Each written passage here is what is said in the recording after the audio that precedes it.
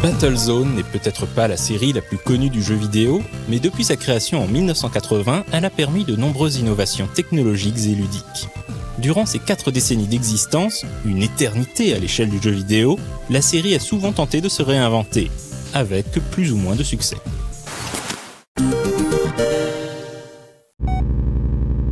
Créé par Atari, Battlezone débarque dans les salles d'arcade en 1980 et fait immédiatement forte impression. Avec ses graphismes en fil de fer et son champ de bataille en 3 dimensions dans lequel le joueur peut se mouvoir librement, le titre, conçu par Ed Rodberg, est une révolution technologique. Le principe du jeu, en revanche, est simple et basique. Aux commandes de son tank, le joueur doit éliminer les chars ennemis ainsi que les ovnis qui apparaissent parfois afin de gagner des points, tout en évitant les tirs adverses puisque le moindre impact est fatal. Plus le score monte, plus la difficulté augmente avec l'apparition de tanks plus rapides et de missiles à tête chercheuse. Aux joueurs de naviguer dans l'espace afin d'utiliser les obstacles qui parsèment le décor comme couverture.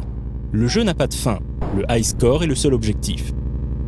Immense succès en arcade, Battlezone sera porté sur la plupart des machines de jeu de l'époque, en particulier sur Atari 2600.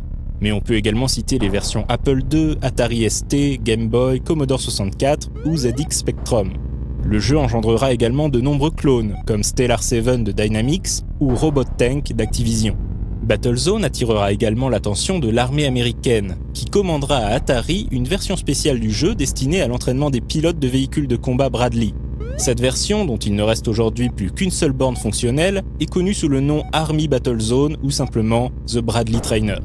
Plusieurs développeurs d'Atari, à commencer par Ed Rodberg, protesteront contre l'utilisation de leur jeu à des fins militaires.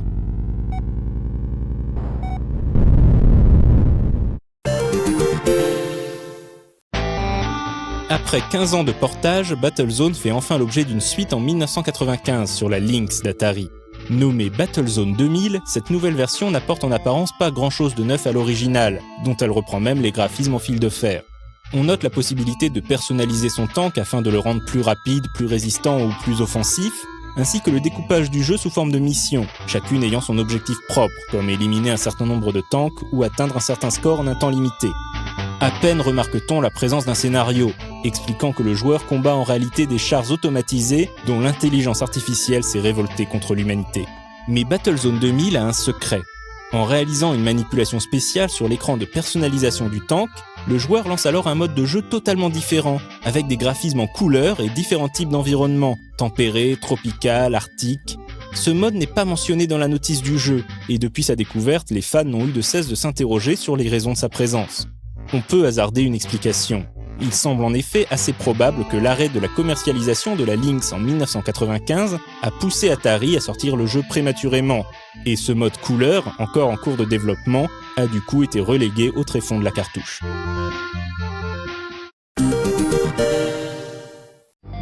Ce n'est qu'en 1998 que Battlezone renaît de ses cendres sur PC, dans une version qui réinvente totalement le concept même du jeu.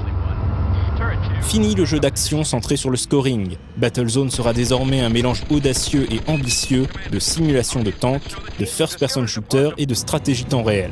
Mais le plus incroyable, c'est que malgré cette nouvelle orientation, il ne fait aucun doute, en voyant le jeu tourner, qu'il s'agit d'un descendant du jeu d'arcade de 1980. C'est à Activision que l'on doit cette réinterprétation de Battlezone, et plus spécifiquement à une équipe de vétérans ayant auparavant œuvré sur des titres tels que MechWarrior 2, Interstate 76 ou encore le RTS Dark Reign. Cette équipe talentueuse quittera plus tard le giron d'Activision pour devenir une société à part entière sous le nom Pandemic Entertainment. Battlezone version 1998 prend place dans un univers étonnant, une uchronie inspirée de l'époque à laquelle le jeu original était sorti, et plus particulièrement la guerre froide et la course à l'espace. Dans cette réalité parallèle, la découverte d'une ressource extraterrestre, le biométal, permet aux superpuissances américaines et soviétiques de partir à la conquête du système solaire et d'établir des bases sur la Lune, Mars, Vénus ou encore les satellites de Saturne. Mais cette expansion spatiale est gardée secrète, et sur Terre, le grand public ignore totalement que dans les étoiles, la guerre froide s'est nettement réchauffée. Surtout depuis qu'Américains et Soviétiques ont découvert de mystérieuses ruines laissées par les Chtoniens, l'ancienne race de précurseurs ayant créé le biométal. Battlezone n'est pas un jeu facile, et c'est même un euphémisme. La prise en main demande un temps d'adaptation. Le joueur devra apprendre à utiliser les raccourcis clavier pour ordonner la construction de sa base ou la fabrication d'unités, tout en menant à la première personne ses escouades au combat. Si son tank est détruit, ce n'est pas forcément le game over, à part dans certaines missions. Le pilote est éjecté, et il est toujours possible de demander de grimper à bord d'une de ses unités, ou même de s'emparer d'un char ennemi. Graphiquement spectaculaire pour l'époque, Battlezone est également un jeu vraiment innovant, qui prend le risque de chambouler les formules établies pour proposer une expérience unique. Cela signifie également qu'il n'est pas exempt de défauts, notamment une intelligence artificielle perfectible et un pathfinding assez déplorable. La difficulté brutale des missions a également rebuté de nombreux joueurs. Mais s'il n'aura pas le succès planétaire d'un StarCraft, le jeu d'Activision sera encensé par la critique et saura trouver son public. Le jeu fera l'objet d'une extension baptisée The Red Odyssey, se déroulant sur Ganymède, une des lunes de Jupiter, et proposant 2 nouvelles campagnes, l'une dans le rôle de la Chine et l'autre dans celui des mercenaires d'élite de l'escadron Black Dog. Un deuxième add-on baptisé Battlegrounds proposait quant à lui 45 nouveaux scénarios solo et 52 nouvelles cartes multijoueurs.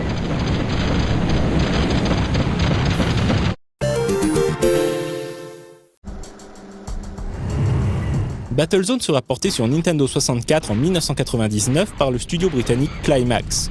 On y retrouve les 2 campagnes du jeu PC, ainsi qu'une 3e campagne inédite mettant en scène l'escadron Black Dog.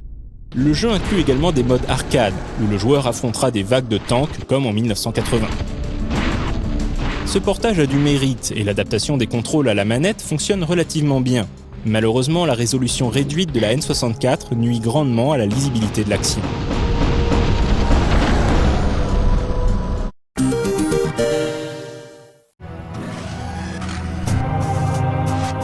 C'est également en 1999 que Pandemic réalise Battlezone 2, sous-titré Combat Commander.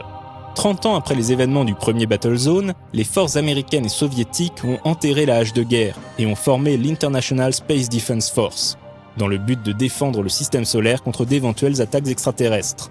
Alors que le jeu commence, une base située sur Pluton est justement attaquée par une force mystérieuse, les Sions. Menés par le général Braddock, ancien commandant des Black Dog, les forces de l'ISDF se mobilisent pour repousser les aliens. Mais s'agit-il vraiment d'extraterrestres ? Il devient rapidement évident que Braddock a quelques squelettes dans ses placards, et que son empressement à détruire les Sions dissimule en réalité d'inavouables secrets. Au cours de la campagne, le joueur, dans la peau du lieutenant John Cook, sera amené à se ranger du côté de Braddock ou des Sions, débouchant sur des missions alternatives et bien sûr de fins différentes. La base du gameplay est restée la même, mais l'interface a été repensée afin d'être plus accessible, et la courbe de difficulté est nettement plus douce, même si le mélange des genres demande toujours aux joueurs d'être très attentifs et réactifs s'ils espèrent triompher. On a toujours l'impression de devoir être partout à la fois, et c'est aussi ce qui rend Battlezone 2 grisant. À vaincre sans péril, on triomphe sans gloire. La narration est également plus poussée que dans le premier épisode. À sa sortie, Battlezone 2 est l'un des jeux les plus impressionnants disponibles sur PC, avec ses unités et bâtiments très détaillés et ses aires de jeu vastes et parsemées de canyons et de collines. C'est d'ailleurs un problème, le jeu est tellement gourmand du point de vue technique qu'il demande à l'époque un processeur et une carte graphique dernier cri pour tourner correctement. Le jeu souffre également de nombreux bugs, et les problèmes d'IA et de pathfinding sont encore pires que dans le premier épisode. Il n'est pas rare que les unités restent bloquées entre 2 bâtiments. À cause de ces problèmes, la réception du jeu sera nettement plus tiède que celle de son prédécesseur. Les fans regretteront également que l'univers rétro-futuriste inspiré de la guerre froide ait été remplacé par un style beaucoup plus générique qu'on pourrait trouver dans n'importe quel univers de science-fiction. Au final, Battlezone 2 sera un échec commercial et aucun 3e épisode ne verra le jour. Plusieurs membres de l'équipe de développement continueront toutefois à réaliser des patchs pour améliorer le jeu et les fans continueront à le faire vivre avec des mods et des extensions non officielles. Warning. Offensive unit lost.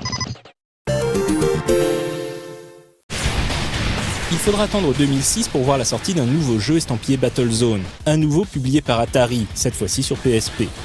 Développé par Paradigm Entertainment, ce Battlezone abandonne l'aspect RTS des épisodes pandémiques pour proposer de simples combats de tanks en arène. On retrouve différents modes de jeu inspirés des FPS, deathmatch, capture du drapeau, etc. Graphiquement soigné, le jeu s'avère divertissant en multijoueur, mais ne propose rien de très original ni de très inspiré.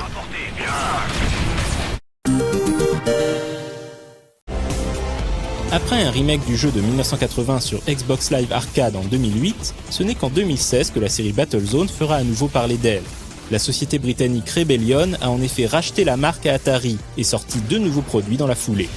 Battlezone VR, sur PlayStation 4, retourne aux sources et permet de retrouver le frisson des combats de tanks en réalité virtuelle, avec une esthétique cyber-néon inspirée du film Tron. Quant à Battlezone 98 Redux, il s'agit d'un remaster HD de l'épisode de 1998, avec correction des bugs, amélioration de l'intelligence artificielle et mise à niveau des graphismes. Sans oublier un mode multijoueur online et le support de Steam Workshop, pour ajouter facilement niveaux supplémentaires et mods. Des versions Mac et iPad ont également été annoncées pour le printemps 2017. Une bonne occasion de rallumer le feu de la guerre froide spatiale et de redécouvrir ce titre qui était un peu tombé dans l'oubli.